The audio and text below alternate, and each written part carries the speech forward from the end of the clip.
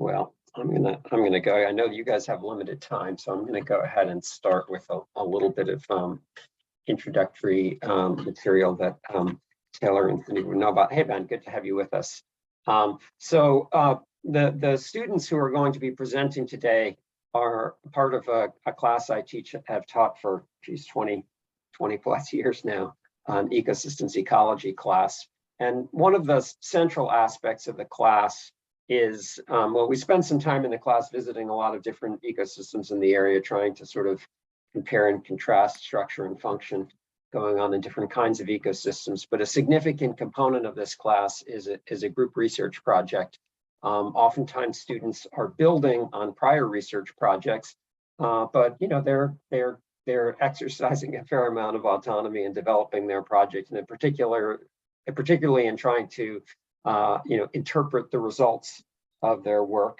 And I'm as always extraordinarily proud of the work that was done this semester, the great deal of energy that was put into wrapping heads around complex data and trying to understand what's going on. We have two major themes to this session today. They both are related to Oberlin's experimental hazelnut orchard, which I think everyone on the call is quite familiar with, which was established with the help of Philip Rudder, another graduate from Oberlin, who I think is going to try to make it on this call at some point too.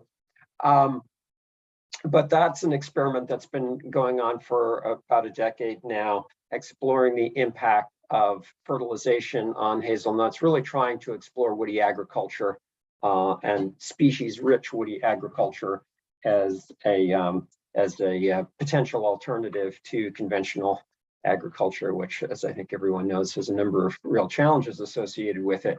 One of the obvious major challenges for our future is figuring out a way to grow food to feed our growing population and at the same time deal with the climate problem. So several of these projects are focused on that issue of carbon sequestration in different approaches to potentially sequestering carbon and studying whether or not that carbon is being sequestered.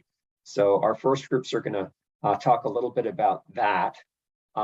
Related to that is the potential use of biochar as both a mechanism for storing carbon long-term and potentially as a soil amendment that could increase soil fertility. So we'll have some discussion of that. And on the fertility side, we had an exciting new project start this semester.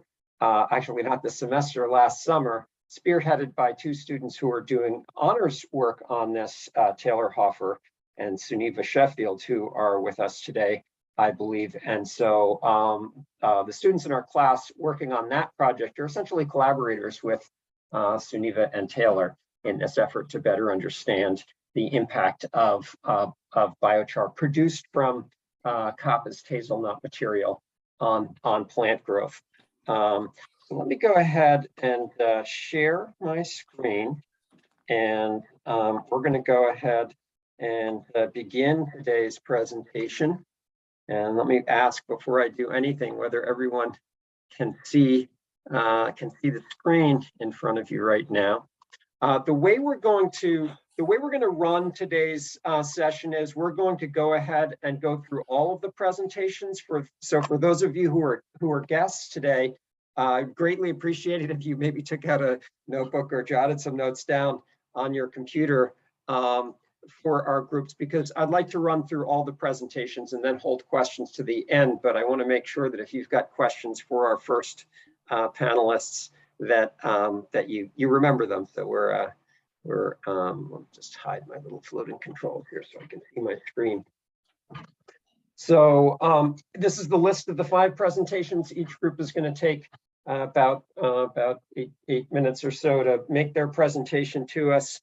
And then, like I say, we'll reserve some time at the end for questions and answers. And it's really wonderful to have this group of distinguished local and more distant experts with us today. And without further ado, I'm going to go ahead. And you guys, by the way, Nola and Max, you've got to request screen control. I'm not seeing that. Okay, there we go. Okay, so to introduce our first speakers, Nola and Max are going to be talking about litter bag experiments as a way of investigating decomposition rates of leaf litter and woody debris in the hazelnut orchard. Go ahead and take it away, guys.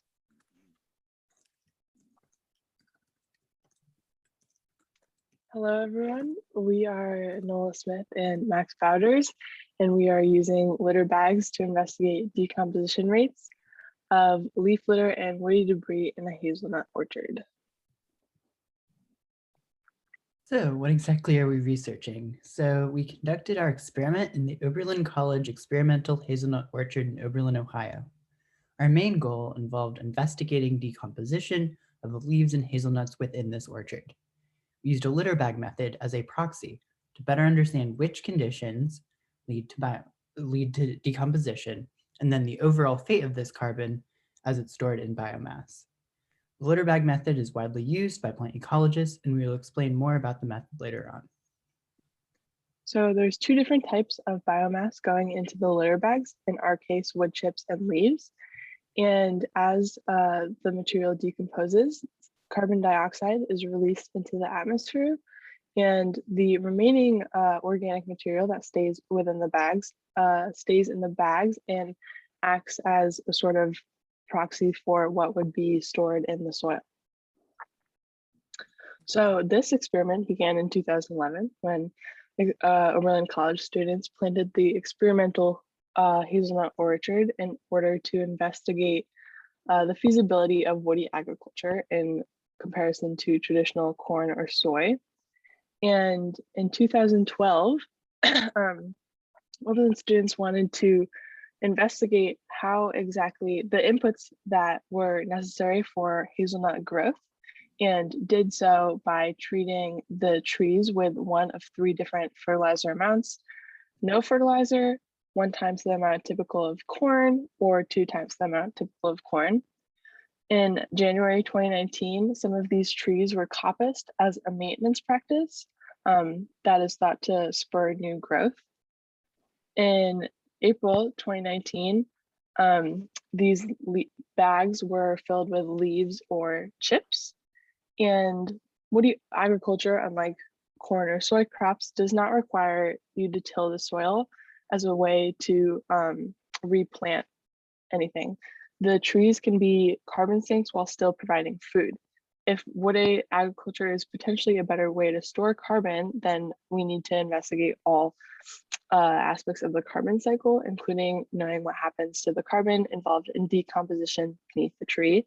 And because little is known about woody material decomposition or litter bags as a method, the litter bag experiments were born.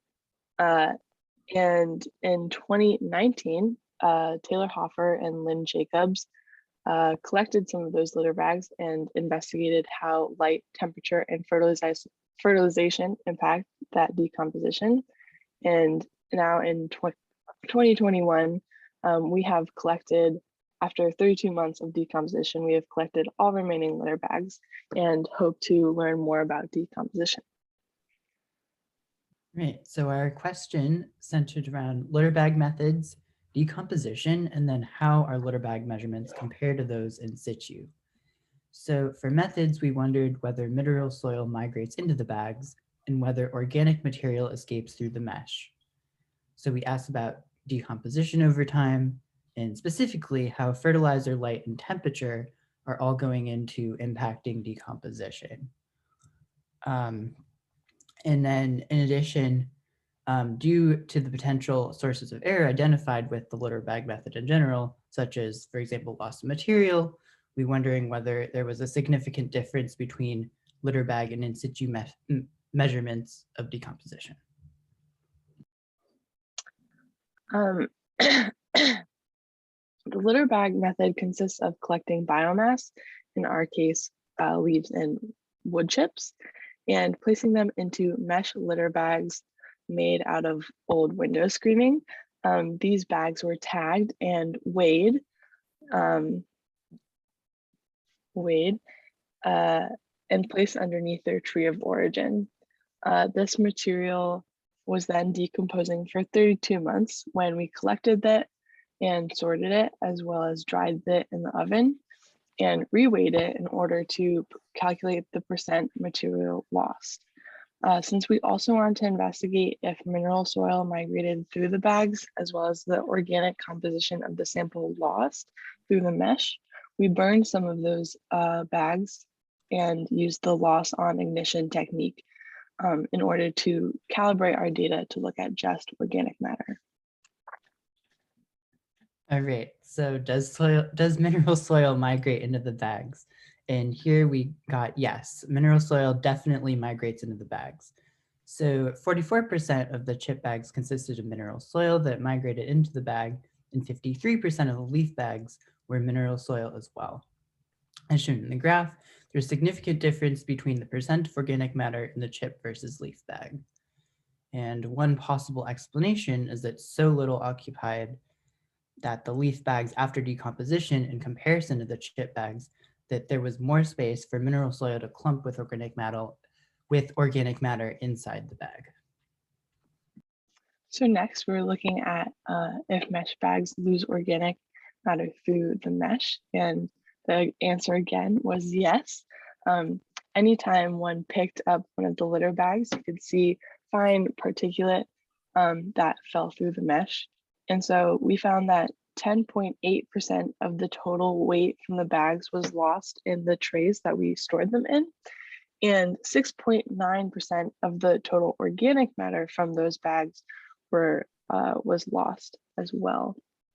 And so this obviously is going to artificially decrease our final weight and means that we need to adjust for this in order to account for all of the organic matter, including what was lost. So here's just a little schematic. So we have mineral soil moving in, and then organic matter, what we're studying, moving out, which is obviously problematic. But because we had these two different techniques of burning for looking at mineral soil migrating in, as well as figuring out the composition of the matter that was lost, we were able to recalculate our data. And so all of our measurements that we show you here today have been adjusted for mineral migration as well as sample loss.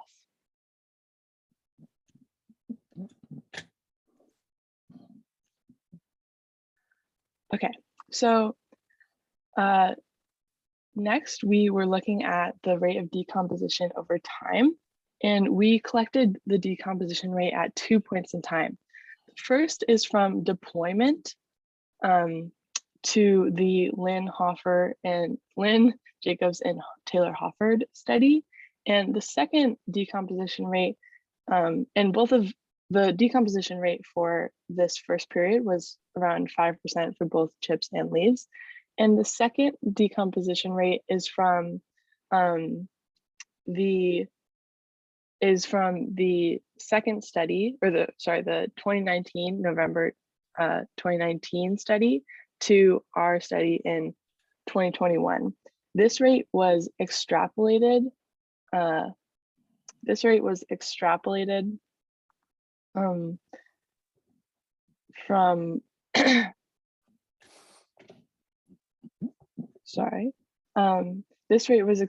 from the cumulative decomposition that we initially measured and calculated, and the monthly decomposition rate for both leaves and chips after the first 7 months is around 2%. The first thing to notice in this graph is that there is a decrease in decomposition after the first 7 months. And the second thing to notice is that there is a statistically significant difference between chip and leaf decomposition rates. This told us that the decomposition of leaves is greater than chips within the first 7 months, whereas chips is greater than leaves after the first 7 months. And so this has implications for the decomposition process of wood chips in comparison to leaves based on how much time it takes to break down. All right, and so we next looked at the question of whether fertilization of the trees that grew the wood and leaf material impacted decomposition of that material. So we found 3 different levels of fertilizer treatment: of none, the same applied to corn and soy production, and twice that level of fertilizer to have no statistically significant effect on rate of decomposition. This is consistent with what Hever and Jacobs found in their 2019 study. All right, and then does light impact decomposition rate? So,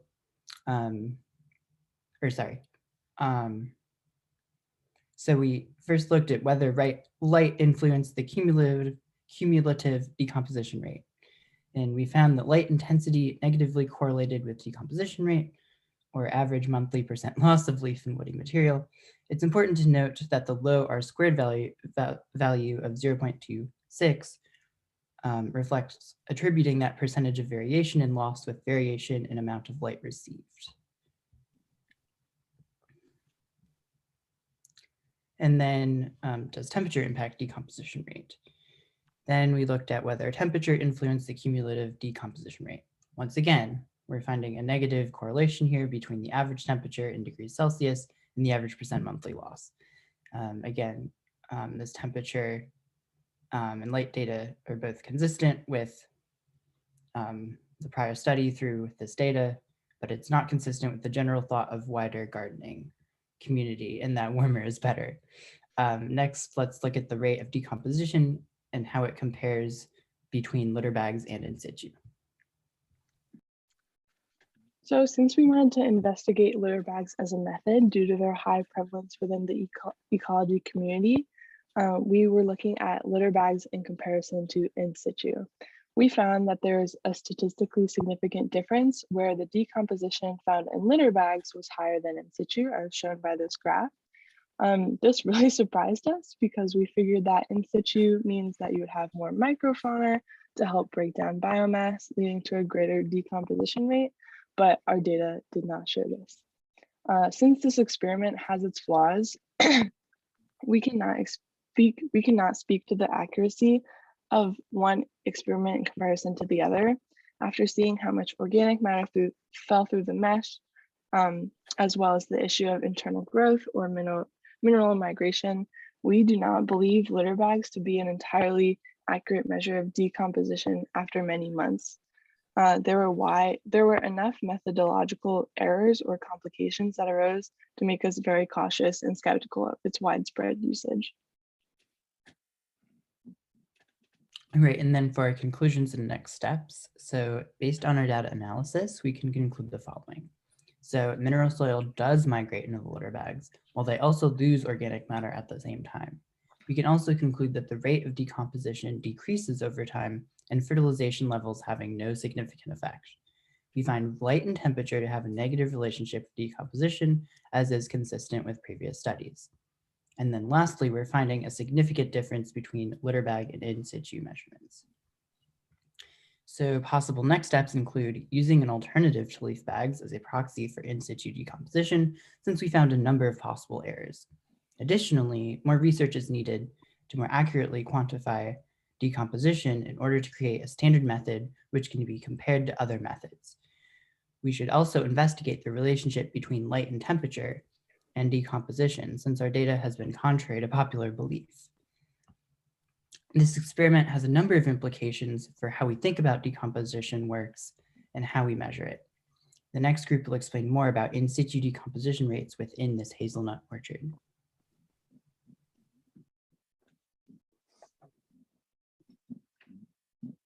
Hello, everyone. We are Ren Waldman, Naomi Friedman, and Anshuman Moore, and our project is titled Evaluating Fate of Coppice Wood Chips Added to the Soil Within a Hazelnut Orchard and Their Potential for In Situ Carbon Sequestration.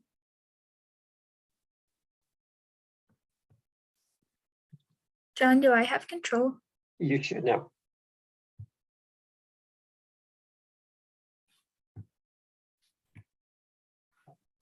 Okay, so thinking about the background of this experiment a bit, Nola touched on a lot of these, but woody agriculture and no-till agriculture have been used as pathways to explore long-term carbon sequestration, but less is known about the potential for using the woody biomass in an area and trying to incorporate into the soil for even longer-term sequestration of carbon. And so we're following up on an experiment conducted in 2019 that was investigating that, which took place in Oberlin's hazelnut orchard, like the litter bags. And so in 2019, the trees in the aisle or in the rows were coppiced, which is the process of cutting them back periodically. And then that material was then wood chipped and applied to the aisles, every other aisle in between the rows of hazelnut trees. And in November of 2019, a study looked at the amount of soil organic matter in the aisles, and they found that, and they looked at the aisles that both had the coppice material and did not receive it, and they found that the soil organic matter hadn't moved in the soil profile at all, and they found a decomposition rate of those chips of 2.8% per month. So thinking about our experiment building on their data, we were looking at, has the decomposition rate changed since that time? And has that carbon then moved in the soil profile that would indicate long-term carbon sequestration? So thinking about the underlying concepts behind these questions. So as I said, in 2019, the trees were coppiced. Then that coppice wood chips were added to the soil. So we're thinking that then microbes in the soil would decompose the labile carbon, the carbon that's easily broken down, and release that to the atmosphere as CO2. And then those more stable forms of carbon will, due to time and gravity, move down in the soil profile and be stored there because they're harder to break down. So because of that, we think that the decomposition rate will decrease because the microbes aren't breaking down the carbon as much, and that the carbon will have in the aisles with chips be more present in lower layers of the soil.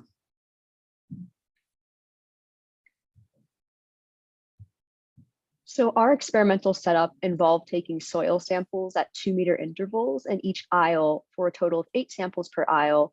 You can see here in this picture, as Naomi also mentioned, we have our rows of trees, and in between those rows are the aisles, and these white flags that you can see indicate the sampling points where we took those 8 samples in each of the aisles we were testing. We collected samples in the top 7.5 centimeters in the soil profile, and then from a depth of 7.5 to 15 centimeters below that. And to do this, we used a drill that had a 2.5 centimeter diameter to obtain organic matter from each of the soil columns we were testing. And we had this wood platform that you can see that had a hole in the middle that was just wider than the drill bit. And so by drilling down into the soil column and retracting the drill for the shallow depth and then the deep depth, we were able to collect the soil organic matter and later process it. And so here's a schematic of the hazelnut orchard from above. The black boxes that you see corresponded to those flags that you saw on the previous slide, where we took our samples with those white flags. There were 3 aisles where the coppice chips had been applied, so that's a total of 24 samples, and we see this in these dark blue rows that are indicated, or sorry, the dark brown aisles that are indicated. And then there were 2 aisles that did not receive the application of coppice material, which are these 2 lighter brown aisles, for a total of 16 samples. And we used the loss on ignition method to determine how much organic matter was in the soil profiles for the shallow and deep profiles that we tested. So first, we dried each sample for 24 hours to remove all the moisture. Then we weighed these samples. Then after being incinerated in a furnace to burn off all the organic matter, and we remasked them to determine how much organic matter had been lost, i.e. the amount of organic matter that was in each of the soil columns that we tested. Right, so what were the results? So as Naomi mentioned in the beginning, we wanted to know if the decomposition rate was decreasing because what we expected was that if the wood chips stayed in the soil longer, they would decompose more slowly. And as this is the graph that we came up with for the expected change. But as you can see, the decomposition rate did not fit that. It was instead linear. Where the decomposition rate was approximately the same in both the between the first time zero when the chips were first placed. The previous study and our study had almost the same decomposition rate. which means that it doesn't seem like carbon is being mineralized or moved to the lower layer and being sequestered. And so this graph here is comparing the average percent of soil organic matter between the groups where we added the wood chips and those that we did not add the wood chips. And we were seeking to answer our research question here: is soil organic matter translocating to the mineral level? We expected to see a higher percentage of soil organic matter in the deeper soil column with the coppiced material, which are these two bars that you can see on the right are indicating the coppiced material group. And we expected this gray bar to be higher than the green bar because there would be more translocation to the deeper mineral level of soil. However, what we actually observed is that there is a much lower percentage of soil organic matter in that deep mineral soil for the group that had received the coppiced material application. And in fact, it's even lower than the group that hadn't received the coppiced application at all. We found that these differences between the group that had not received the material and the group that did between the shallow sample profile was not statistically significant. And we also found the same for the deep soil profile, and that there were no statistically significant differences between the percentage of soil organic matter that had accumulated in the mineral level, regardless of whether coppiced chips were applied or not.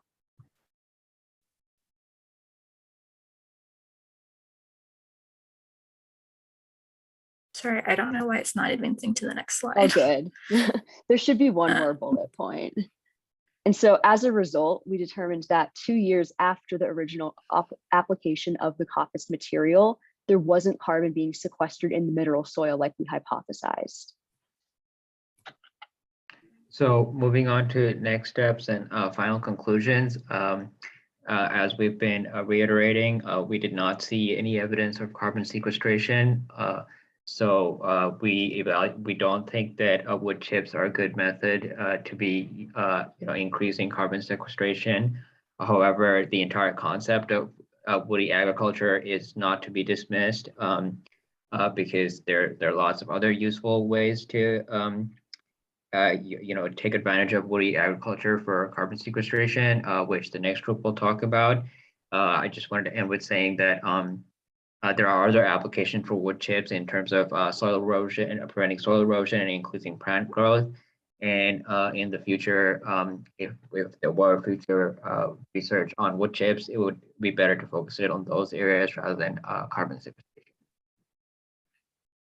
Thank you. Thank you.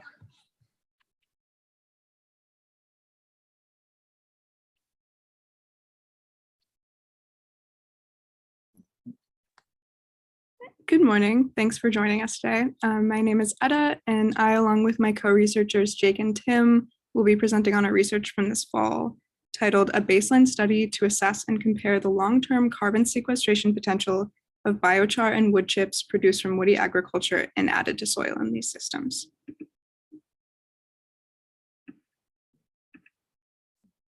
So, woody agriculture could offer a sustainable alternative to the conventional agricultural practices common here in Northeast Ohio. Woody plants store large amounts of carbon in both above and below ground biomass and remove gaseous carbon dioxide from our atmosphere. Our research focuses on maximizing carbon sequestration from hazelnut wastewood, building off the work of other students and faculty in Oberlin's experimental hazelnut orchard. Trees in the orchard are coppiced, a common management practice where woody plants are pruned intensively in seasons of dormancy to stimulate the development of new tissues in the spring. The resulting wastewood can be used for fuel or be reintroduced into the soil. This can be in the form of wood chips or as biochar, a form of very stable charcoal made by burning plant tissue in a low oxygen environment. Both amendments have been found to sequester carbon and add organic matter to the soil. So this is a timeline of the orchard and the hazelnut experiment. The orchard was first planted with saplings in 2011, which grew steadily over the course of several years. In the winter of 2019, caretakers coppiced and chipped some of the hazels for the first time. That spring, Bridget Kahn and Jess Wilbur amended 3 aisles between rows of hazelnut trees with those wood chips. Their sampling found that total soil organic matter increased, but the carbon in the wood chip amended soil had not yet moved from the surface soil to the mineral soil below. In the fall of the same year, Taylor Hofer and Lynn Jacobs followed up on the decomposition rate of the wood chips and found that it was slowing. and then our project begins this fall. So this is a model that's demonstrating the most relevant ways that carbon cycles through the system.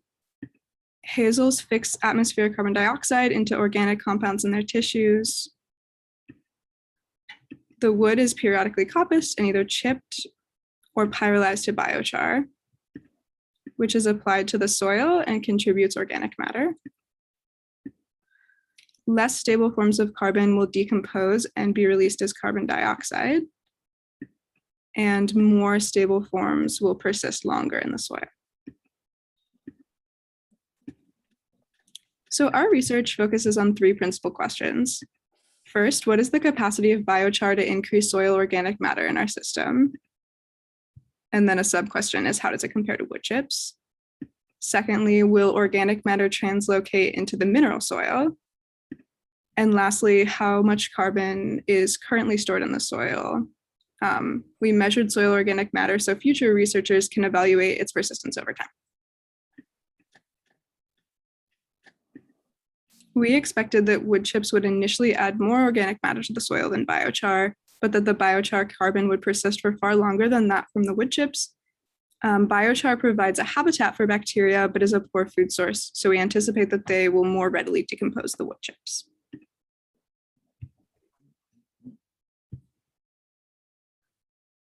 All right, so moving on to methods and approach, our system, which I think previous groups have done a pretty good job of describing. I'll just add that our experiment was conducted at Oberlin College's experimental hazelnut orchard right behind the AJLC.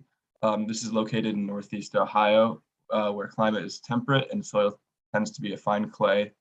The orchard contains many genetic varieties of hazelnuts with 6 rows and 5 aisles running between them that we focused our experiments on. There's a total of 130 plants in the system. For our methods, soil samples were collected before biochar application, as well as from aisles where wood chips had been applied in 2019. And biochar made from wood waste was applied to soil in 2 aisles between trees where no other materials had been previously laid down. This was done in blocks of 50 centimeters by 2 centimeters with a total of 8 blocks. Then 150 centimeter by 1 meter block of wood chips was also applied. This was done at a high enough ratio to compare to biochar, but was piled too high to be successfully sampled this year.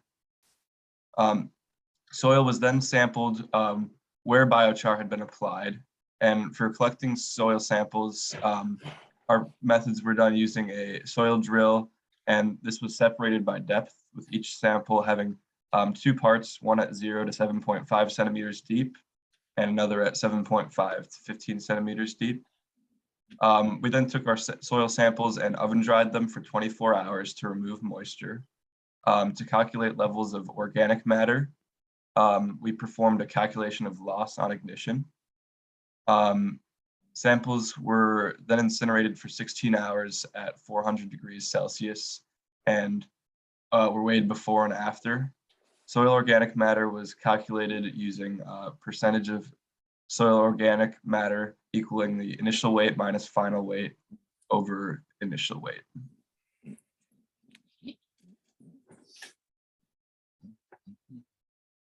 For our results and discussion, I will be comparing the effectiveness of wood chips and biochar at adding organic matter to the soil.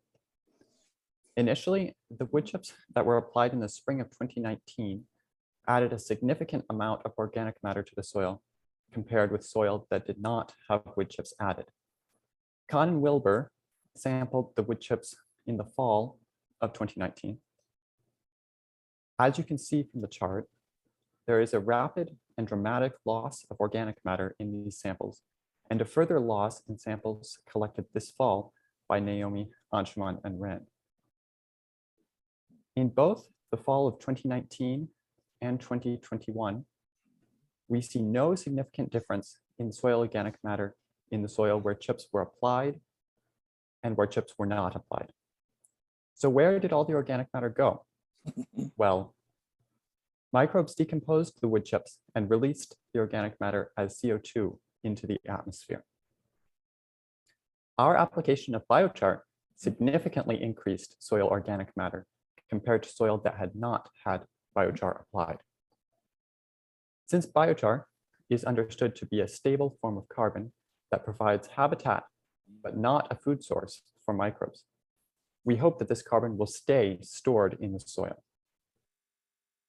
As for how the organic matter was distributed in the soil profile, since we applied the biochar to the surface of the soil, as we expected, we saw significantly more organic matter in the shallow soil where biochar was applied compared to where biochar was not applied.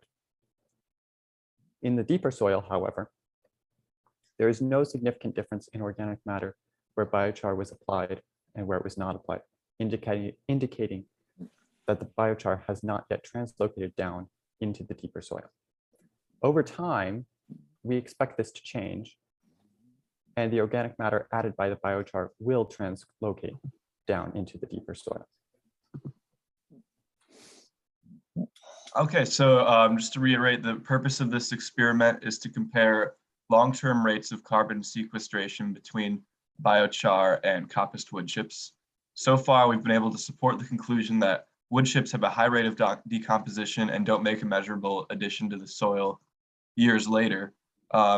And we've been able to show a measurable difference in the initial addition of biochar, but the real goal is to determine whether it stays in the soil long-term, which will require follow-up studies in the coming years. In addition to carbon sequestration, biochar also has the potential to be used as a soil amendment and aid in the growth of plants. So now we're going to turn it over to the next research group who's focused on this for their project. Thanks so much for listening.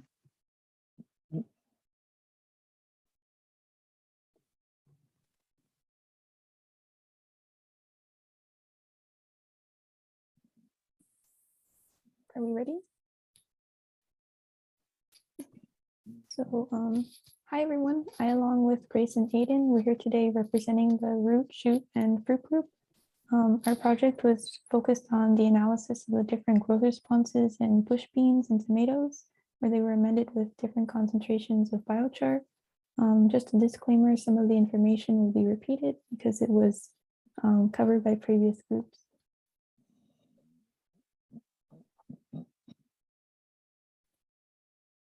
So moving into the background, we recognize that new strategies need to be implemented to better offset agricultural burdens caused by agricultural growth that impacts the air, water, and land so as to prevent the destruction of the surrounding environment. And this actually ties in pretty well with the focus of our study, which was on biochar. That's organic charcoal that was made by burning plant biomass in an anoxic environment. And amending biochar to soils can actually offset carbon emissions because of their ability to sequester carbon in the soil. But aside from its ability to offset those emissions, prior studies done on biochar have actually indicated that it has the potential to generally increase the productivity of plants. And for example, previous studies done on tomatoes indicated that the amendment of biochar to the tomatoes actually made the plants 39% taller. They yielded around 64% more tomatoes, and it greatly increased their water storage capacity when compared to the control group. And similarly, in beans, the amendment of biochar also greatly improved their growth to an even greater extent than the tomatoes.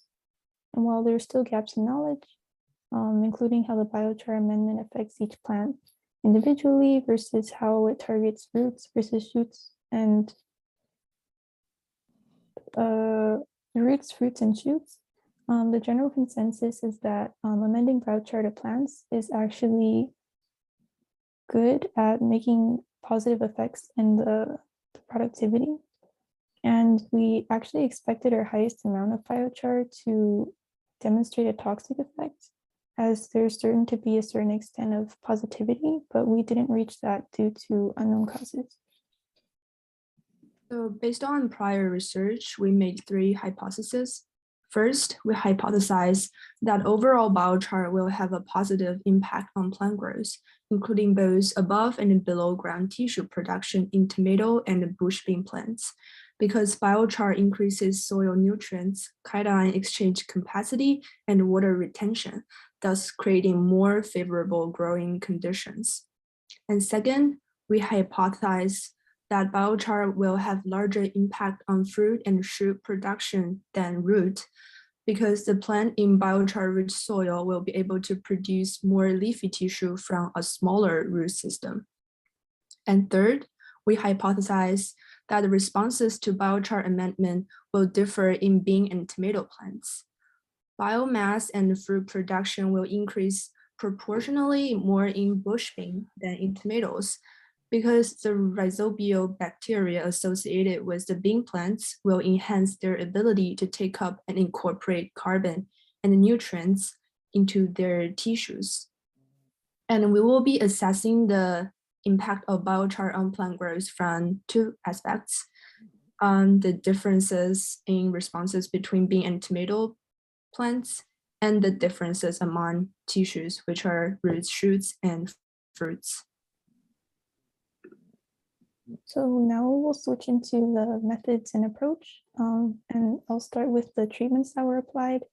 The biochar that we used in this pot experiment was made by burning coppiced wood from the HLC hazelnut orchard in a homemade biochar reactor, and it was amended to the soil by weight, and there were 4 different levels. There was 0%, 2.5%, 7.5%, and 20%. But moving on to the measurements, first we harvested the plants at the end of the growing season. Then we rinsed off the roots to remove dirt, and we removed leaves, branches, fruits, and once they were all separated pretty neatly, we began the process of drying them through loss of ignition to remove excess moisture. And we did this with the tomatoes by placing them in paper bags, then nesting them in napkins to limit the loss of organic weight through spillage. And then we placed them in the biochar reactor for 2 days. Initially it was supposed to be 1 day, but when we checked on them, there was still moisture present, so we put them in for 1 more day. And after the 2 days had passed, we began the process of weighing those plants. And to do this, we actually removed the dry organic matter out of the paper bags whenever possible, because sometimes it got stuck. We poured it into a ceramic bowl, then placed it on the scale, recorded the readings in a data table, and we repeated this process until we got all of the data collected. And once we were done, we used that data to create graphs that demonstrated the patterns we observed, which will be coming up next. So we compared the growth responses to increase in biochar level among different tissue in each plant. Let's look at tomato first. So here's the root, shoots, and fruit. We can see there's a weak upward trend in the growth of roots, shoots, and fruits as biochar level increases. However, according to our data analysis, the weights in each tissue group are mostly not significantly different from one another, except the 0% versus 20% group, which means the increasing biochar level does not have a significant impact on the tissue growth of tomato plants. However, in bean plants, we got more exciting results. So here's the roots, shoots, and fruits. Yeah, so besides the overall upward trend, they are mostly significantly different from each other, which means every increase in biochar level has a significant impact on tissue growth of bean plants.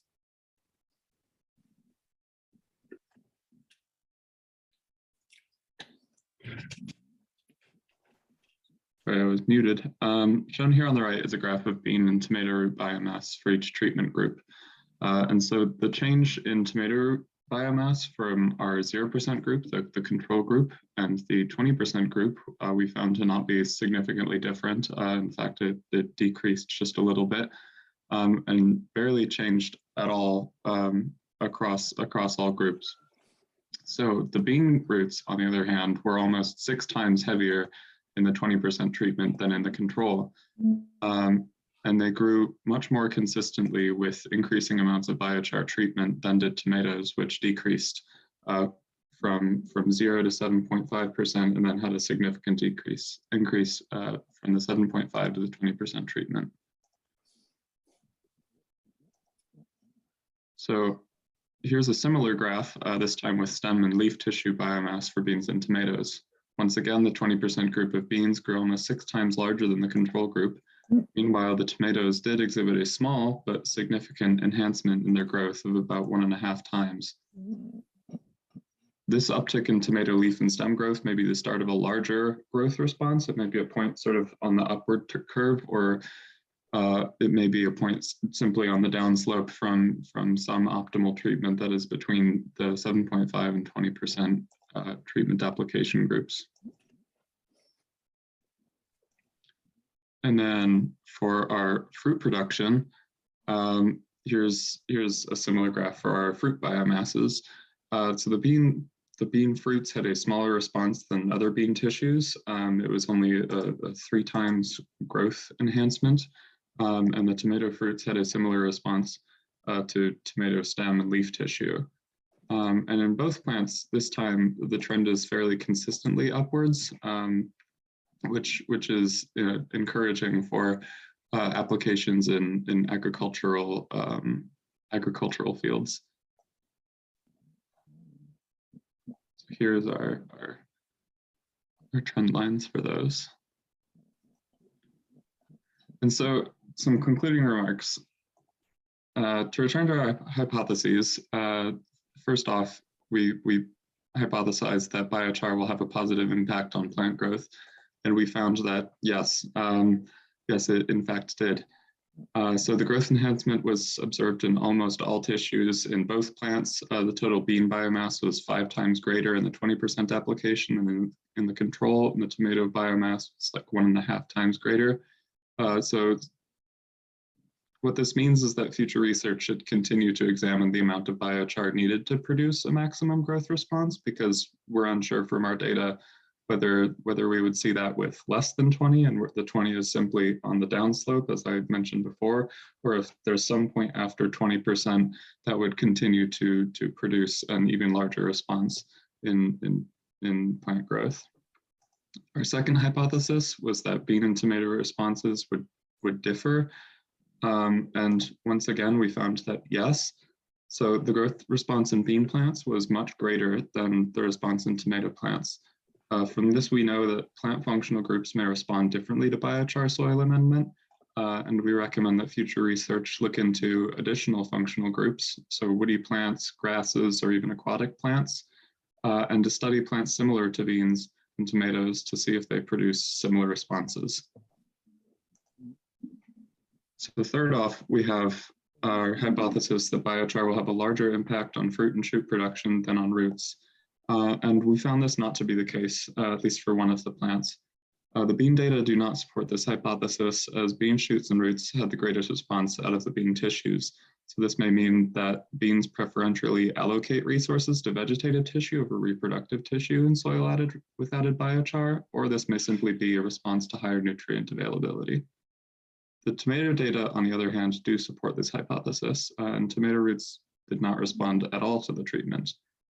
This may tell us that tomato plants can support greater above ground tissue production even without an accompanying increase in root biomass. So the implication of these is that on a broad scale, future studies could evaluate how biochar application affects nutrient content, tissue growth, and development patterns of agricultural plants.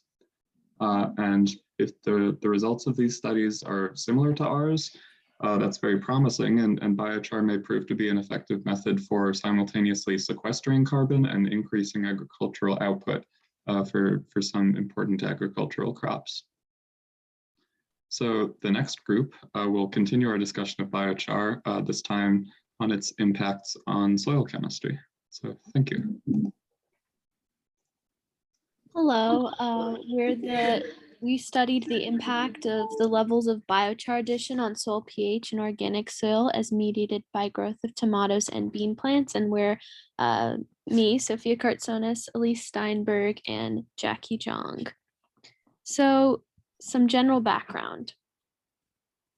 Stop for one moment, Elise. For some reason, I have your approve request, but it's not letting me approve you. I don't know why. Hold on, let me just try escaping from this. Yeah, it just won't let me advance. It's not letting me do anything here. Hold on, let me just, actually, it's letting me do absolutely nothing. freeze frozen. Sorry about that. This always happens to our group. Hold on. Let's see. I don't know what you guys are seeing right now, but I'm doing some. Hold on, maybe it's going to work now. Okay, I think we got you. You guys are on. Okay. All right then. So going on to some general background. So like the last group said, instead of focusing on biochar's impact on plant growth, we're going to be focusing more closely on soil properties, specifically soil fertility. We're asking the question, how will this soil amendment impact the characteristics of the soil, and how these characteristics was specifically honed in on cation exchange capacity and pH? How will this impact fertility? And again, it has this larger implication of agricultural and sustainability practices. So what is soil fertility and why is it important? So to start with, soil fertility is the soil's ability to sustain plant growth and yield by providing a sufficient rooting medium with available water and nutrients.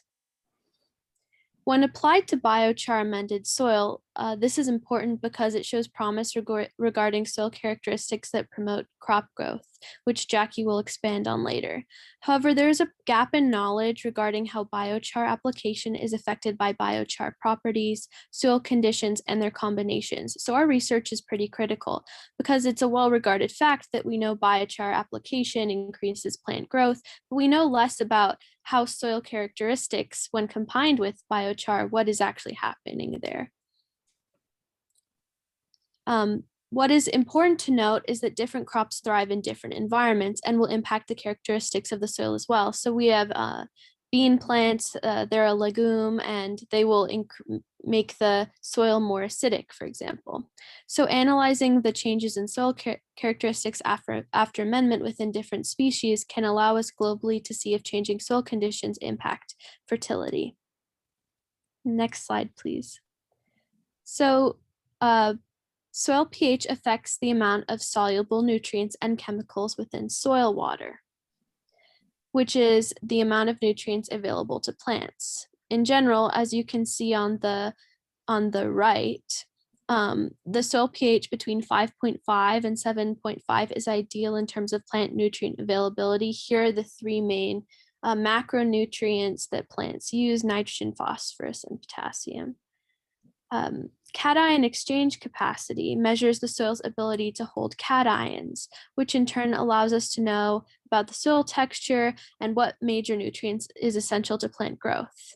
Soil texture really impacts how biochar interacts with plants. So this is essential in understanding how soil fertility works.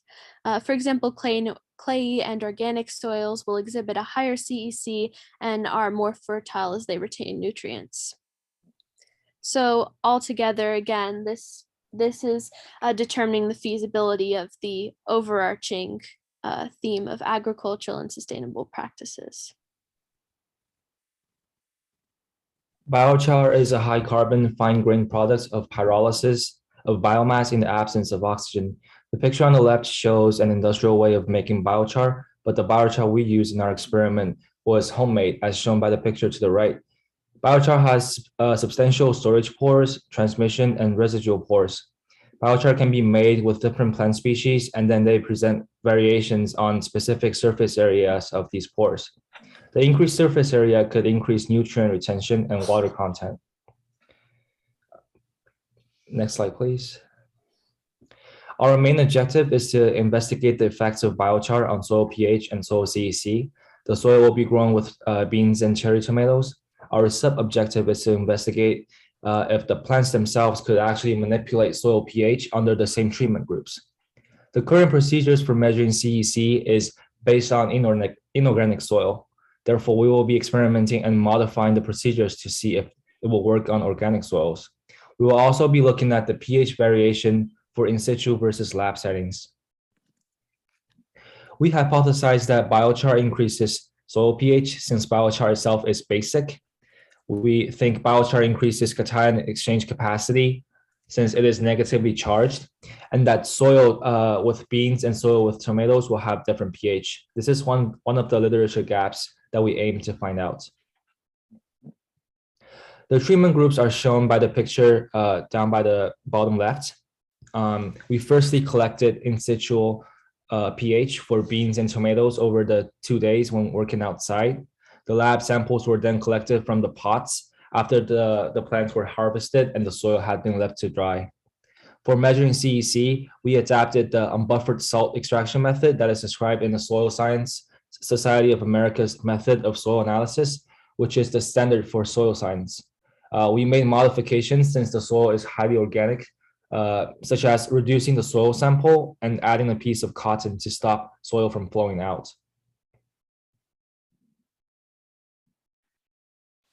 Our first set of results compares two of the methods we used in our study. On this graph, each point represents a distinct soil sample that was analyzed both in situ and in the lab. So for example, one point in the middle might be tomato number 8 at 20% biochar.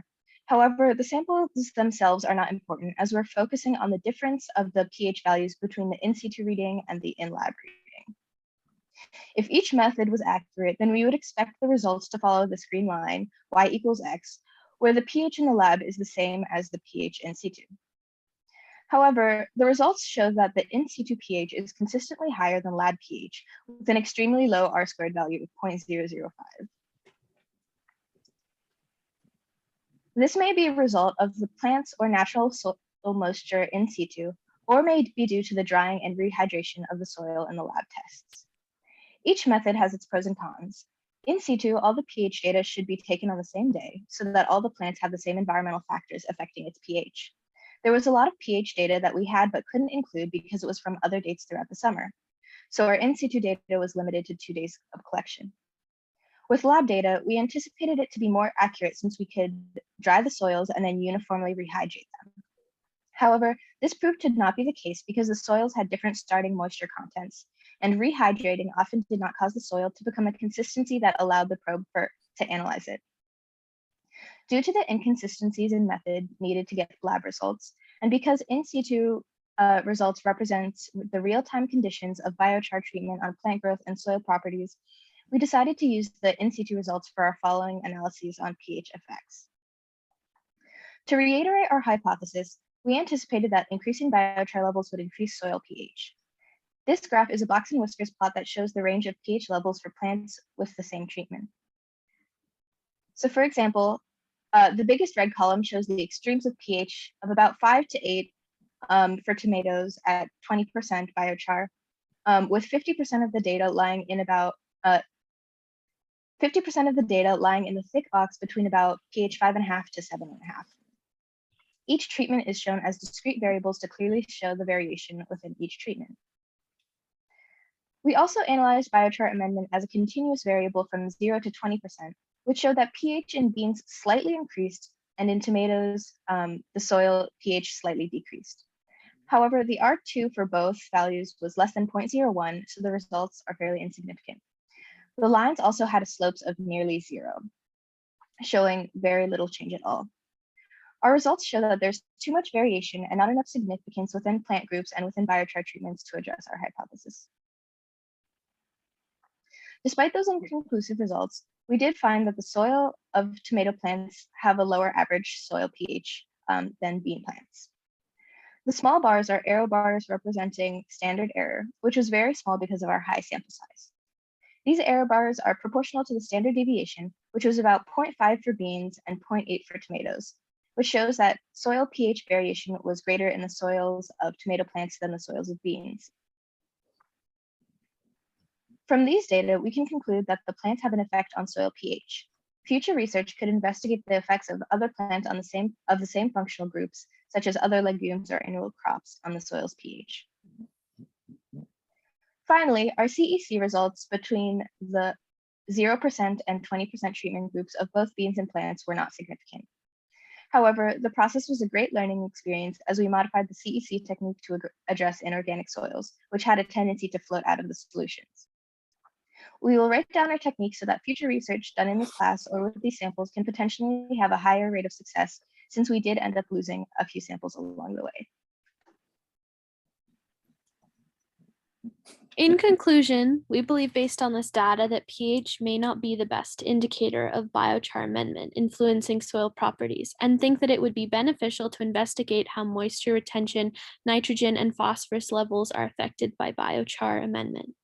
In the future, we would also like to expand our research to more diverse plant species like the willow, or focus on corn and other major agricultural plants. This is a similarity to the last group's conclusion. There may be some error in our CEC results. Several of our test tubes exploded. So we would like to repeat CEC research and focus on a shorter time span with the same location of and take samples on the same day on a larger scale. And if this experiment were repeated, we would use more treatment types with data gathered on the same day again, so that we would have more information for a better trend line.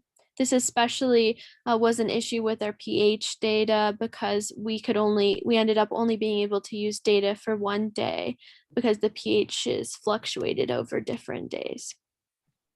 Thank you so much for your time, and we hope you enjoyed our presentation.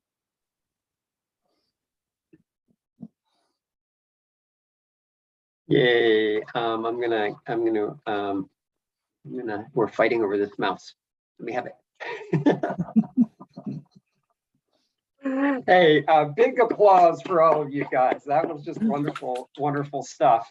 And I want to open the. I noticed that that Philip joined us along the way too. So we've got several very knowledgeable guests here, and I want to just open up the floor. I know I have some questions I want to ask, but I want to open up the floor for our guests first to make observations and ask questions of any of the groups at this point. So floor is open for questions. I have a question. You go. Yep, for the bean various experiments that were done, I would assume that the bean seed was inoculated with the appropriate rhizobium. Is that correct? Did it come inoculated? Geneva, maybe you could talk a little bit about inoculation since you were involved in that. Yeah, so we did a set of inoculations throughout the summer. We did have a set of treatments that were not inoculated that accidentally got inoculated by me at one point. So I think they went through a round of 3 inoculations total throughout the summer. Yep. Yeah. Okay. But to be clear, there were 2 separate inoculations. I think we inoculated all the beans with rhizobial bacteria. Is that correct? So all of them were inoculated before they started, and then we had additional inoculations of microbes separate from rhizobial bacteria, which was the inoculant experiment. Correct. All right. Okay. I had a lot of experience with trying to work with and measure the behavior of a variety of microbes in the soil. And the number one problem is whatever you're inoculating with is not what you're inoculating with. I would bet you that there is no chance whatsoever that your rhizobium inoculum was pure rhizobium bacteria. It was probably 90% rhizobium, but there is going to be other stuff from the industrial process that is going to be there that may not even show up, but other microorganisms will be there. The interaction with the soil organic material is going to be drastically different. And then the biochar that you were using to inoculate or to mix with the tomatoes, I gather was raw biochar out of the kill, not inoculated otherwise. Is that correct also? No, that's what I was saying. We inoculated, people obviously are very interested and concerned with activating biochar. Right. And so for that reason, we inoculated, that's why we ran a sort of inoculation experiment. Again, that wasn't rhizobial bacteria. That was 2 different commercial inoculants that contain a variety of different bacteria. So we tried to really stack the decks in terms of adding a complete microbial mix to it. Good. That's good. That's interesting, more interesting than I was thinking it was. The only thing I really want to add to this thread of conversation is that over the last 20 years, I've had multiple opportunities to dig into, if you'll excuse the silliness, my soils. The soils where my hazels and the other plants are planted were agricultural soils of long standing when I started planting trees on them. They'd been in corn bean rotations for 50 years at that point. However, I've had reason. I've got on my own place here, I have a forest, which is native and largely undisturbed. It has been grazed a little bit, but not intensively. And the soil is as close to virgin as you're going to get. And my bottom line is the nature of the undisturbed soils and the agricultural soils are light years apart.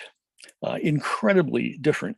My first example is the first time I excavated a hazel root system. We had the sensible idea that we were going to use a backhoe to dig a trench 6 feet deep right next to it, so we could get at the root system in some detail. And my guess was I was going to be able to take, a pitcher full of water and wash soil off the roots that were exposed, and then we could see the root system. That turned out to be utterly flat, not true. The soil would not come off the exposed root system until we applied 90 psi pressure washer water to blast the soil off the roots. It would not frickin' come off, and we tried very hard. And this is pretty clearly due to long-term microbial interactions, the creation of the networks of membranes and the word is escaping me. Anyway, mycorrhizae. But I'm impressed recently by how frequently when people actually go in and do RNA and DNA studies of the populations, we're looking at mycorrhizae. Oh, incidentally, here are 250 other species of microbes that are present here that we're not paying attention to.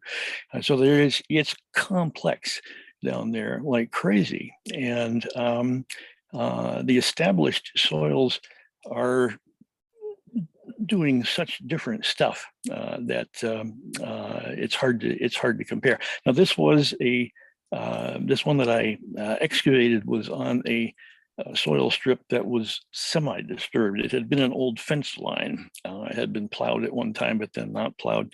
So I can't exactly compare it, but comparing it to the agricultural soils and or the virgin soils, it was closer to the virgin stuff. The soil would not let go, and so it's just it's complicated down there always. So I'll let somebody else go there if they want to. Yes, no. I can keep talking. I've got a question for the soil analysis group, since they were the last folks to present, and that was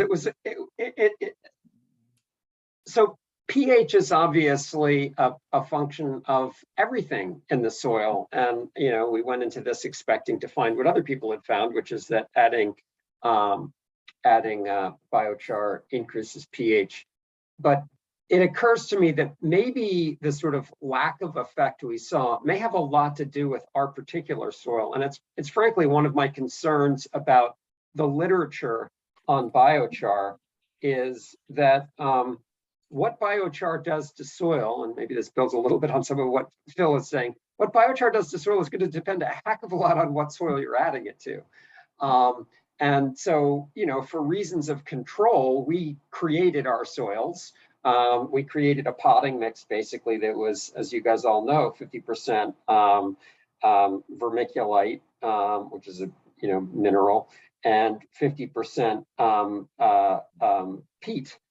which, you know, is a very organic, rich soil, which means it's inherently got a lot of sort of acidity in the nature of being an organic soil. And so I found myself wondering, and I'm wondering if you guys in that group can speculate a little bit on, you know, maybe we didn't see an effect just because that pH is so controlled by the organic matter that adding biochar just might not be a particularly big thing. Well, thanks for coming. Take care. Yeah. Yeah, so just, I don't know if you guys could just reflect a little bit on the extent to which you guys think that pH might have been influenced by the particular soil.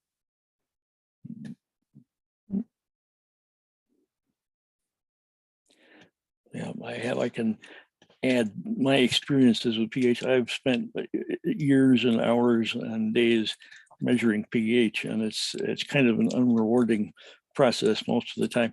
Those doggone little hydrogen ions are slippery as the devil, and they'll be doing something tomorrow afternoon that they weren't doing today.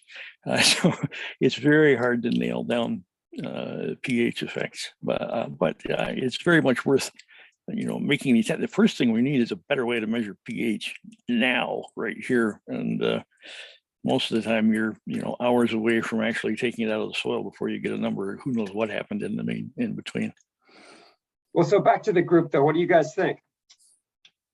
Anyone want to try that? Elise. I'm like, yeah, I was just taking a bit because I was like opening up some documents and stuff, because before we had focused on just the bean and tomato on like the 2 specific days where we collected it so that all the data was uniform. I had just created a couple graphs with all of the data. And I feel like, yeah, like there's like not, I don't know. I feel like there's more variation within each plant type than within the biochar treatment types, which I don't know exactly how to, well, I guess that like might further like support our conclusion that the plant types really affect the pH. But yeah, I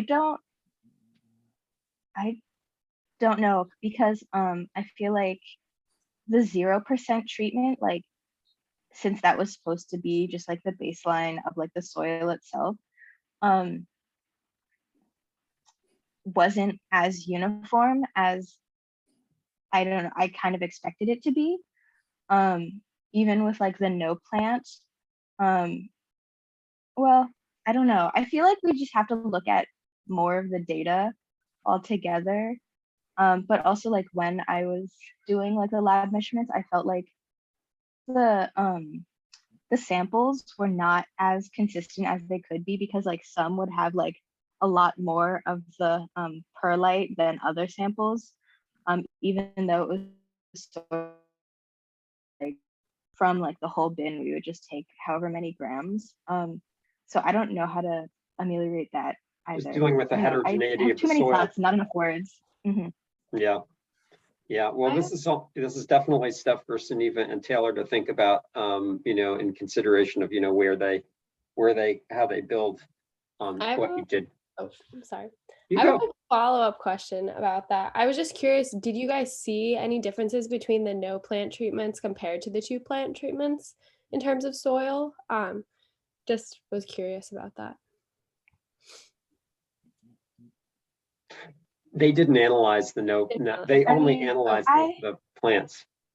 I have data of like from all of the pH like days throughout the summer, so I don't know how accurate it is, but like the no plant pH like between biochar treatments had more variability on average than the plant ones, which was really interesting. And also from what I have, like the no plant treatment had sort of a decreasing trend where like the average pH for 2.5% biochar was highest, and then for 20% was lowest. So I don't know like if we could trust that data or whatever, but this is just like basic like Google sheets, like averaging everything that I had. The floor is open, by the way, for questions on any aspect of the experiment. So we spent a little bit of time on soil, but you know, for Suneva, for for Taylor, for Ben, or for any member of the class, actually. Questions for other groups? I had a question for Max and Nola. I was just wondering if, kind of in reflecting on the experiment, if you had any ideas for like any ways that the litter bags could be used more effectively. I know you're kind of coming to this conclusion of like maybe this method isn't the best, but I was just kind of like wondering if now looking back on it, you had any thoughts for ways maybe it could work better if we like redeployed bags ever or something like that. I think one thing is that the bags definitely shouldn't be out for as long as they were. I think there was just like significantly more issues in terms of like a lot of soil being like glommed onto the bags, and yeah, and then like drying them and all of that. I think if you were like trying to be more accurate in using litter bags, you would want to like make sure at every step of the process that you can collect what's falling out of the bags. And you know, I'm sure you could do some like maybe very tedious work in making sure that you keep as much sample as possible. But in terms of like its accuracy, yeah, I do like our comparison against the in situ results do make me wonder, since there was a difference, even if it was in the other like opposite relationship that we were expecting, if there is a way to like create a standard method that is more accurate.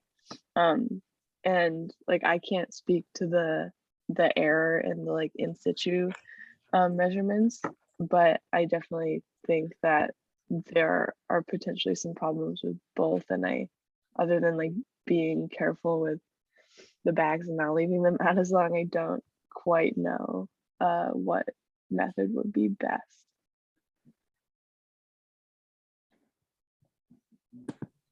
Yeah, I think that totally makes sense. And those bags have been out for a really long time, just kind of like chilling and not even getting like picked up and moved around or anything to knock off some of that soil. So I think that definitely makes sense.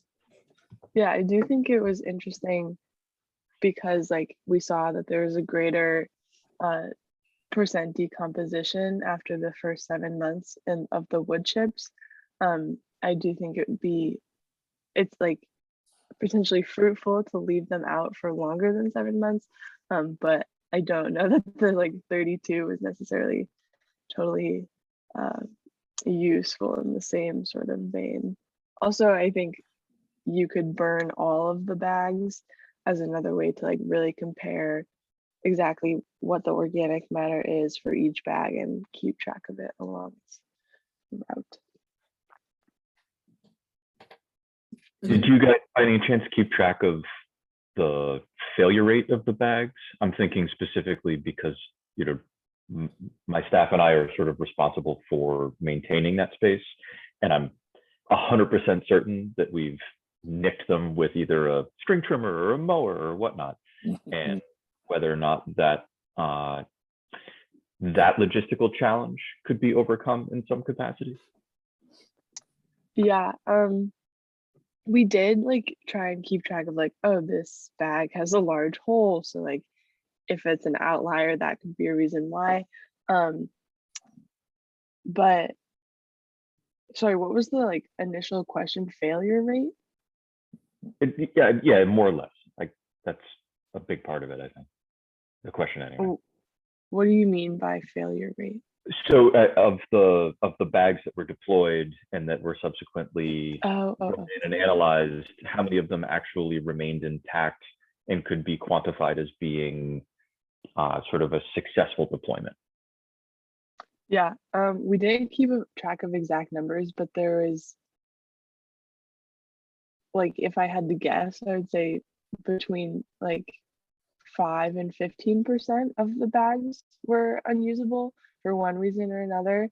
And sort of the biggest initial issue was like anytime you have a negative % loss, where the like bag is just gaining far too much material instead of losing material. And so there are like a number of points like that we couldn't use.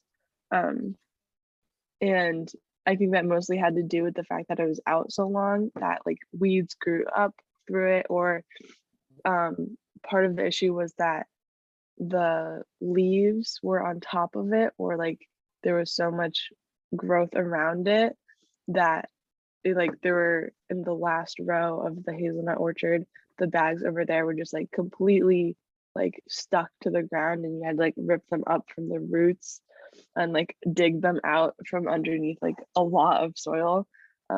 So there's definitely like issues with sort of trying to keep the area around them as like weed and leaf free as possible. You know, I just want to say this, you know, this is an example of one of the, you know, fundamental challenges in any experimental science, but ecology in particular is, you know, what are you trying to do with the bags? You're trying to create an environment that is as similar as possible to the surrounding environment, so that what's happening in the bags is representative of what would happen if they were not in bags.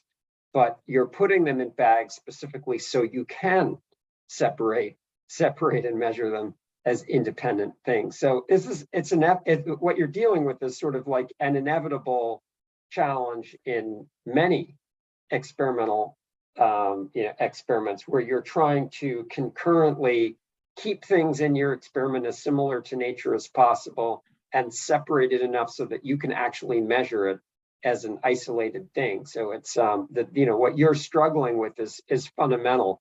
And it's not something that we're ever going to escape in ecology, because whenever you isolate something from the surrounding environment, you're making a difference. So some of what you're describing about like, well, there's stuff growing up through it, there's you know, mineral soil migrating into it, there's stuff migrating out of it. A lot of that is just the reality of that's actually simulating what is actually happening in nature. So it's, you can think of it as an artifact, but you can also think of it as like, well, that's representing, that's part of what makes it realistic.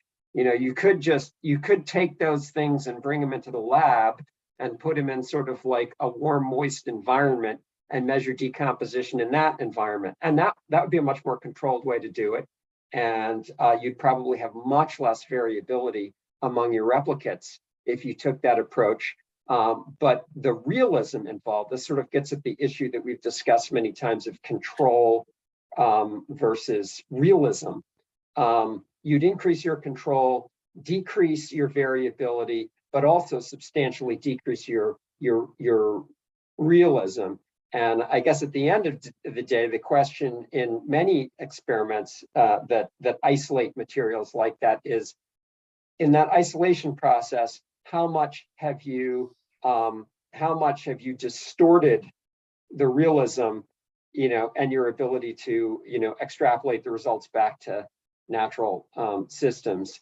And I think in many contexts, the questions people most want to get at with these sorts of experiments is, how do different things compare with each other? So it may be more legitimate to be comparing decomposition rates in those bags between leaves and chips, because they both were in exactly the same environment, than it is to sort of say, how realistic is this about what's going on with the chips or the leaves in nature? But I'm just saying the struggle you're encountering here is part and parcel with ecology. And the fact is, people do a lot of these litter bag experiments, because how else are you going to isolate something if you're going to compare a bunch of different, the decomposition rates, for instance, of a bunch of different species of tree leaves, which is what these experiments are often used to do. You know, you can't do that in the forest floor easily, because everything's mixing with everything else. And so you're kind of forced to do this. So I just want to point out, like, a lot of these challenges you're encountering as you think about the experimental systems are really, really fundamental to ecological science and the challenge of ecological science. And in general, in ecology, I would say we tend to see a lot more variability in our experiments than other disciplines do, because they can have more controlled environments, because they're not trying to replicate nature to the degree that we really do want to replicate nature. But I think what makes your experiment so interesting is that we do have this comparison to in situ techniques that that the other group was doing. So we actually we can actually compare what you guys found with what actual decomposition in the context is, in the context of the actual experiment, the system is taking place. So that, I think, is what makes your experiment so valuable, is you've got that comparison with reality that we don't often have.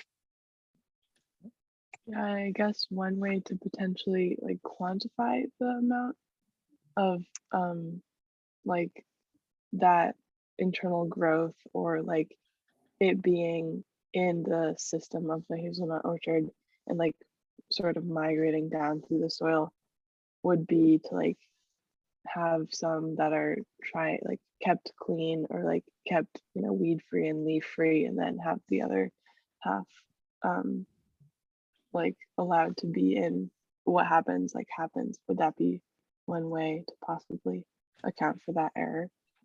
Yeah, and as I think I mentioned to you guys along the way, some of the most cited publications in the ecological literature are research on methods, because every, you know, that's like everyone who's using a method, the validity of their experiment is dependent on the validity of the method. And so you could see that how someone might design a whole experiment to assess the validity of litter bag experiments, and they could do the kind of things that you're talking about here, where they had litter bags in a bunch of different environments and kind of assessed how they differed from each other. And that would end up being an extraordinarily well-cited study, because everyone who does leaf litter experiments is going to be citing that study about the validity of leaf bag experiments. So yeah, if you want to get published, if that's your objective, and that often is the objective of many people, especially early in your career, method studies are very important, where you assess the validity of different methods. It's actually a good strategy if you're looking for high citation rates of your publications, which is good as an early scientist to try to get high citation rates of your publications. I guess I just had a comment. It was very exciting to see the results from Grace, Aiden, and Stephanie's presentation on the impacts on root, shoot, and fruit growth. And yeah, I don't know. It was cool to see that there were differences between beans and tomatoes. I guess my question for you guys is, hypothetically, you know, if you had been able to look at the willows as well, do you think you would have seen more similar, or like, how do you think the willows would have compared to the tomatoes and beans? I guess just from your data, what do you think? I think it's hard to know, because we didn't do so much literature review on sort of willow physiology and their response to the soil conditions that biochar would create. But the shoot growth was dominant for both beans and tomatoes.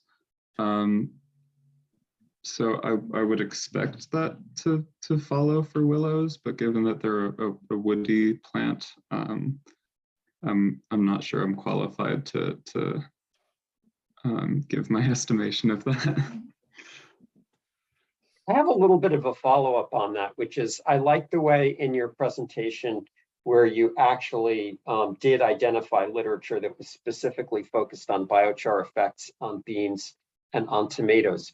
What I'm wondering is, did you find any literature that actually compared beans and tomatoes in the same experiment? And part of the reason I asked that question is, to me, it seems like, again, the background context of what particular soil you're using is so important. I think that's partly why Sunniva and Taylor, like, even though we wanted to have something that was like going to be hurting things at the 20% level, I think, you know, we chose a really organic soil, and maybe you don't, maybe that really organic soil kind of reduces the impact of the biochar, because it itself has so much impact. But at any rate, I want to go back to my question.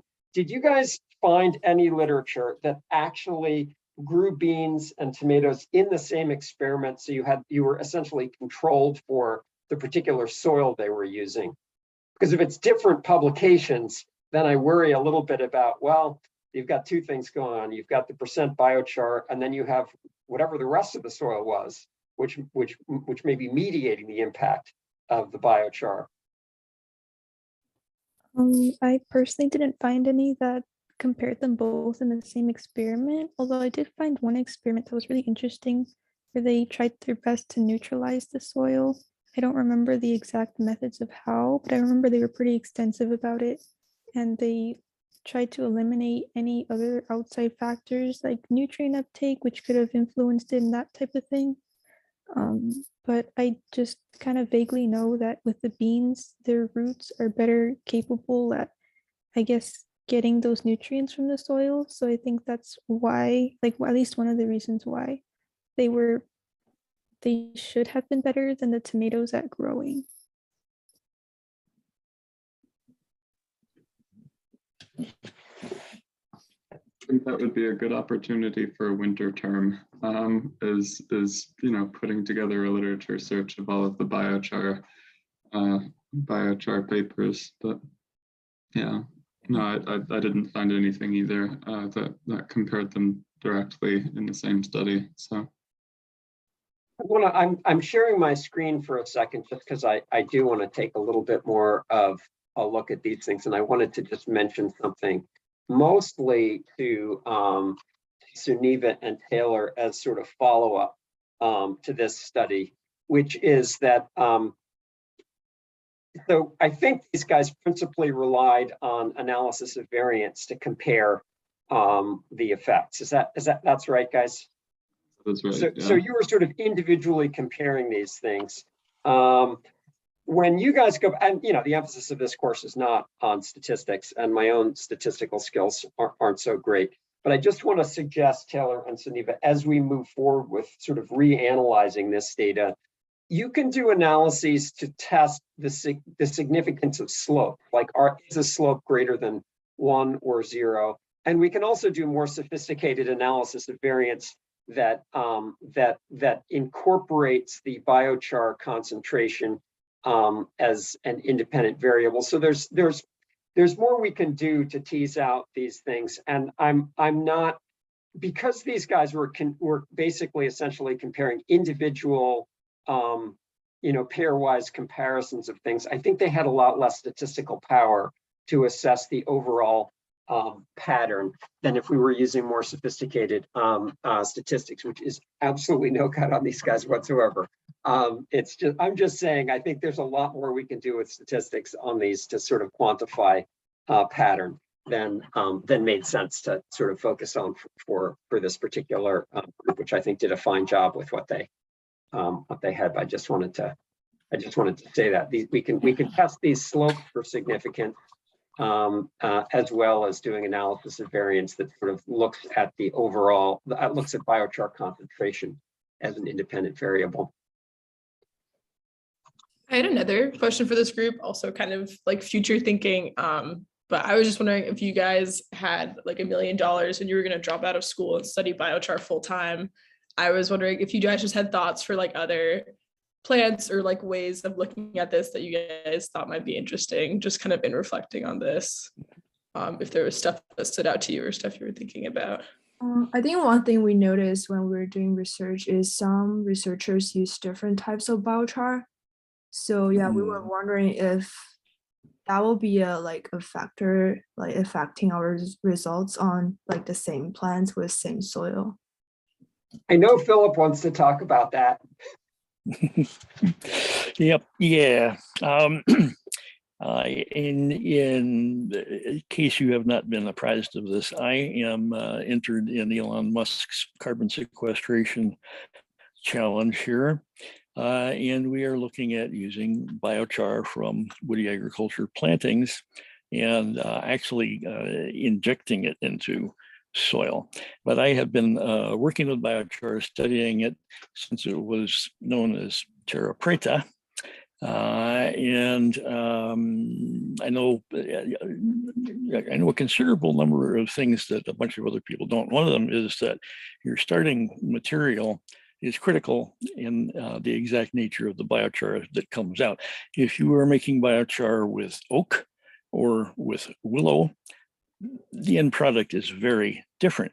And I will tell you worse than that, if you are using oak cut on the north side of the mountain, it will be different from biochar made with oak cut on the south side of the mountain.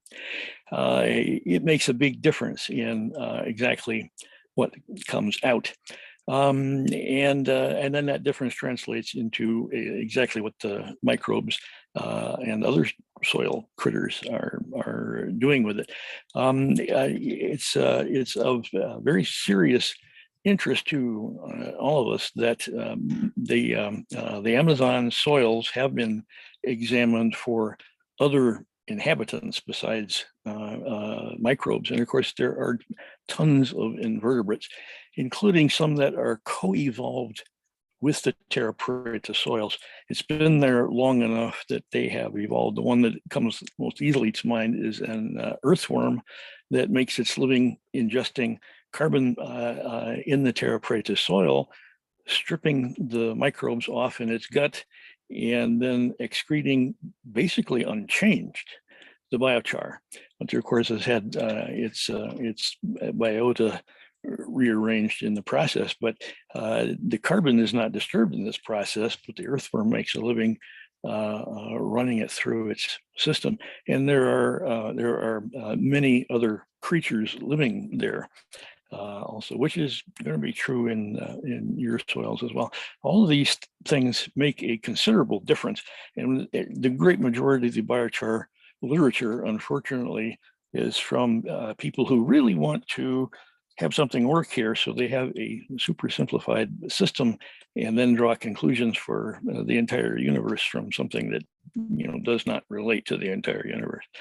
But there is room quite easily for greatly improved results from the biochar, from being careful as to what you are using and what you expect of it.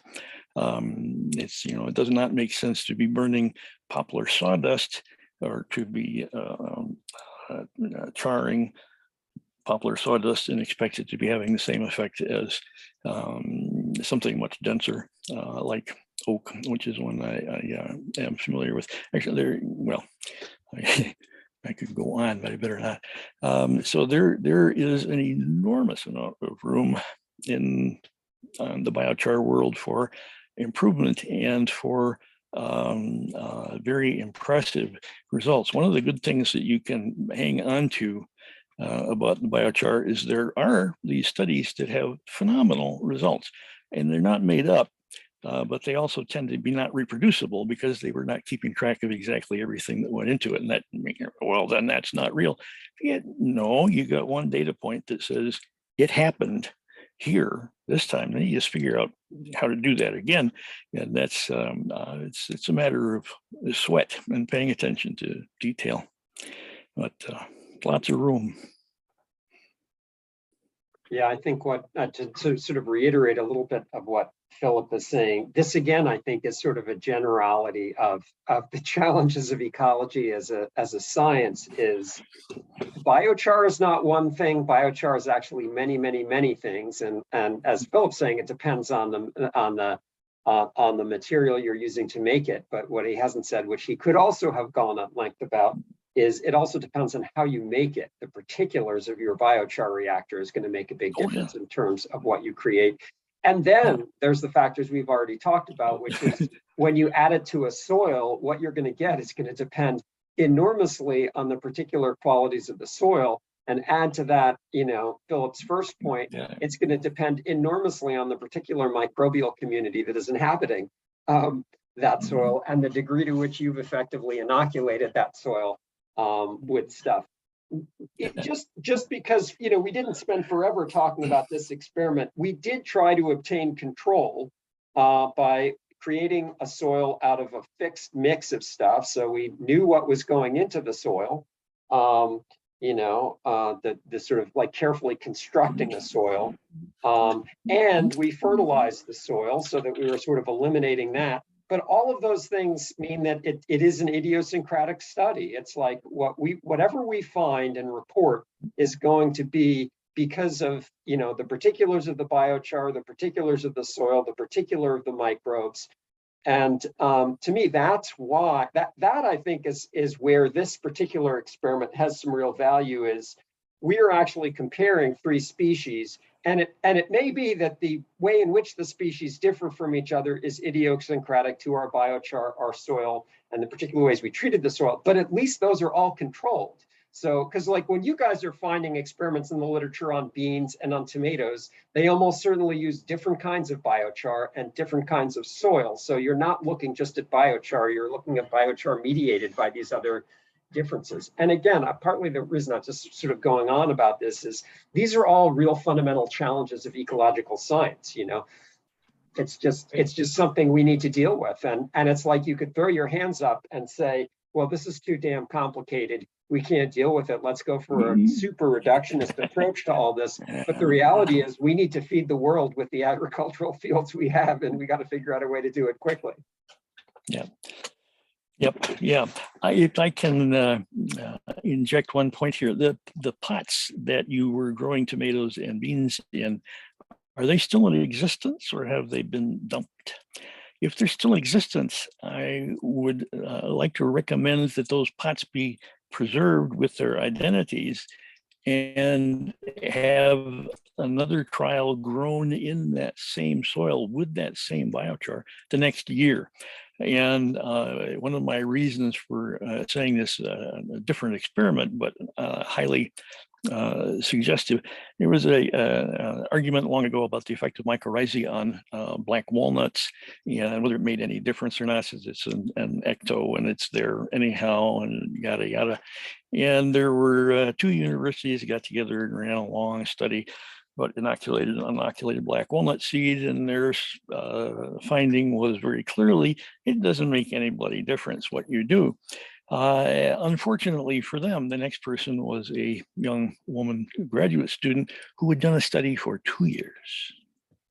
And the difference was huge.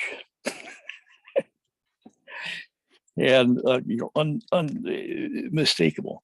And that when you're dealing with woody plants, incidentally, John, we have for the first time some scientifically determine ages of wild hazelnut coming from Europe, and the top of the scale is over 800 years for one plant, and the bottom, when they were looking at older plants, you know, 400 for the youngsters. So they are very long-lived organisms, and what goes on in the first season is, you know, almost of no interest to the critter in there. Is, you know, we get past this and then we can go back to work. So particularly with you know, fresh biochar in the soil, it may be radically different the next year, and unless somebody does those studies, we'll never know. All right. Well, I want to thank both Philip and and Ben for joining us, as well as for Walt and wait, who else was with us? Glenn. Great, for joining us. But I'm going to put you guys out so I can make a couple comments to the class as we finish up. Thank you guys so much for coming. Really appreciate your participating. So absolutely. We'll give you an applause. Well, there will be some applause, but let me add one thing before I go, and that is, Professor Peterson, you are to be congratulated on your students and your work.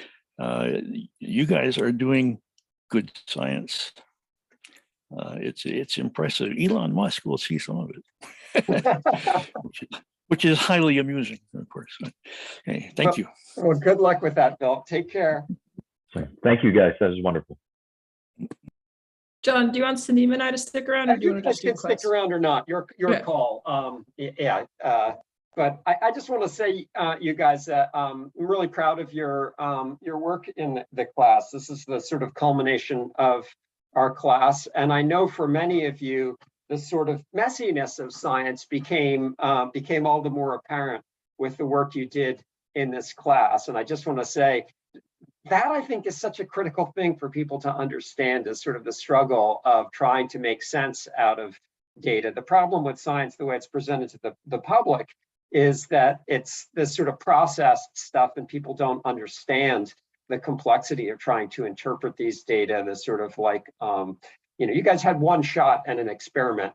And, typically most of us scientists, our first shot doesn't work and we have many, many subsequent shots and we learn from everything we do along the way. But even in that one shot, some really interesting stuff. You guys wrapped your head around the data in ways that make me proud. It's I hope you also got a sense of sort of the creativity. You don't get to make shit up in science, but you do get to figure out what the important story is, and what you're telling. And I'm really proud of all of you for really struggling, as you've done, with trying to figure out what am I seeing here? What makes sense out of it? What is important about what I'm doing here? You guys are doing real science. And it was very cool to have Philip here, because that guy is just such an incredible wealth of knowledge on all of these subjects. And as I think all of you know, he's the guy who bred the hazelnuts that we're growing, and is the founder of the American Chestnut Society, and it's just a sort of world-renowned figure in the field of plant breeding. And so to have him make that comment at the end about you guys is just really something special. So yeah, thank you guys so much for sharing this course with me. I always learn an enormous amount that I didn't know in every class. So that's part of what's so fun about you guys doing research. I did not know. I feel like I am really quite convinced now that chips don't work as a way of storing carbon.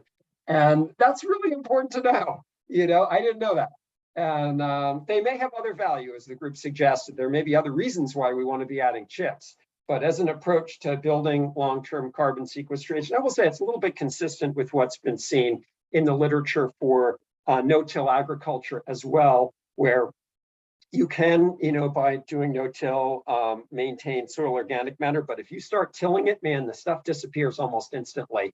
It's not long-term sequestration. So it leads me all the more towards thinking, boy, this sort of initial biochar experiment, although you guys can't make any conclusions about what's going to happen to that biochar yet, I think from the literature, we have good evidence to believe, including the Amazon study, which is really the native peoples who did that work. We have good reason to believe it'll stick around, and I'm looking forward to future generations building on the important work you did, and really, really great stuff on everyone's part. So I just want to take a moment to applaud my class for the fine work you've done this semester, and